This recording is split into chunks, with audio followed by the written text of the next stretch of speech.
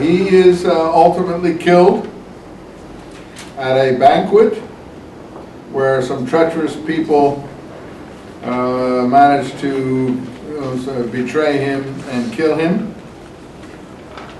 We have some material about Jonathan's relation with the Spartans in chapter 12 of Maccabees 2. And then at the end of chapter 12, Jonathan is killed, I think it's at a banquet or someplace. Anyway, by treachery. Maybe not at a banquet. Then Simon takes over, the third brother. Actually, if you look at the original material from the genealogies that were given peripherally, I think Simon is the oldest brother. And then, yeah, it says, I don't see this. Anyway, he is with some of his sons at a banquet or something. In any case, I don't have this exactly right here. In chapter 13, he's killed too. And we have some more letters to Sparta, which I'll talk about.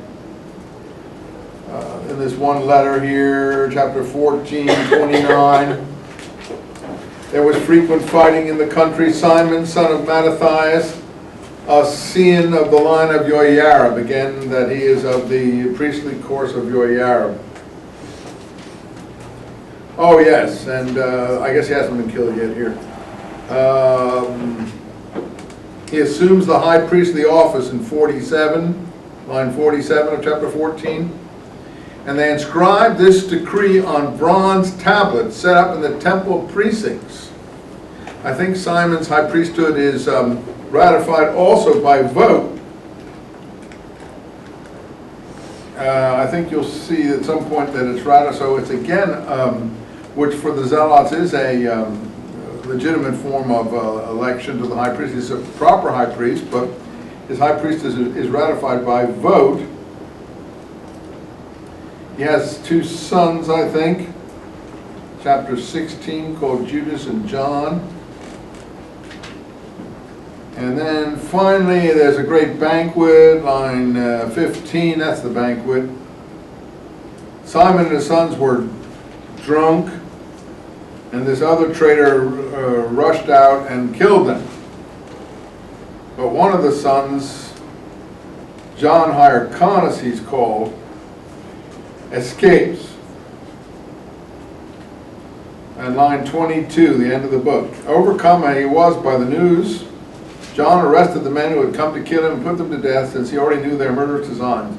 The rest of John's acts, the battles he fought, the exploits he performed, the city walls he built, and all the other achievements are to be found recorded in the annals of his priesthood, from the day he succeeded his father as high priest. So who is this fellow with whom Maccabees 1 ends?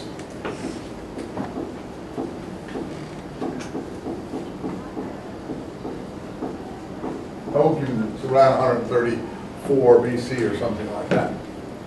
We'll get all this sorted out by next time. So,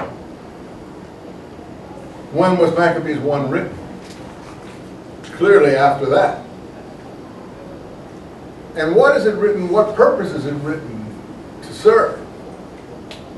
To legitimate the succession of John Hyrcanus. It doesn't bother telling about his activities. It says that's all written up in another thing. This book is to legitimate the succession of John Hyrcanus to the high priesthood. Who is John Hyrcanus? Is he Judas Maccabee's son? No. Simon. He's Simon, another of the brother's sons. So really, you have to go back to Mattathias to legitimate the whole family. So the reason the book goes back and applies the zealot high priestly legitimatization to Mattathias is to bring in the whole family under its aegis or rubric, so that all of the brothers can be considered, legitimate heirs to the covenant of Phineas. So there's a political and historical purpose to this book that is missing from 1 Maccabees, from 2 Maccabees. So what is more authentic? Parts of 1 Maccabees and parts of 2 Maccabees, when you read in between the lines. Do I think Mattathias was an important figure? Well, Josephus has him in his book. So from here on in, we have to go to Josephus to get the rest of the history. But Josephus does have him in his book, and he basically follows 1 Maccabees. But I think he probably knows 1 Maccabees, so I'm not sure if that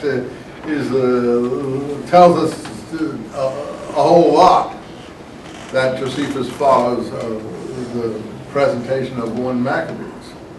I always like the odd presentation, the one that is the surprising one, because to me often people who want you to accept their work don't try to put surprises in it.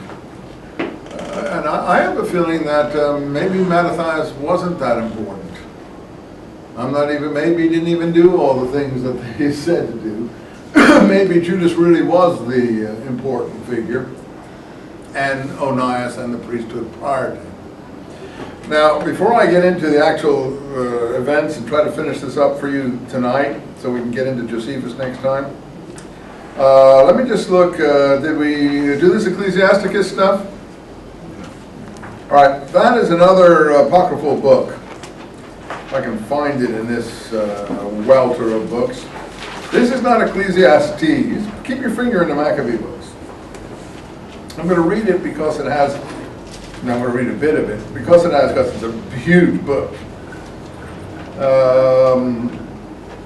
This is a wisdom book that is not in the regular Protestant Jewish Bible. It's in the Catholic Bible. Again, came down through, obviously, through Egyptian transmission, probably through Jerome, the Catholic scholar in the 4th, 5th century who did the Latin Bible and so on and so forth. I don't want to spend a lot of time on this.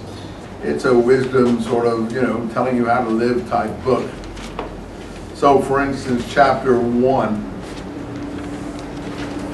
Oh, first of all, before chapter 1, in the introduction, called Translators Forward in my book, this book is actually dated in the 38th year of the late King Euergetes, as I have here, 170 to 117. So therefore, my footnote, it's good enough, I don't care, says this is written about 132 BC. Somewhat like the time of the other books.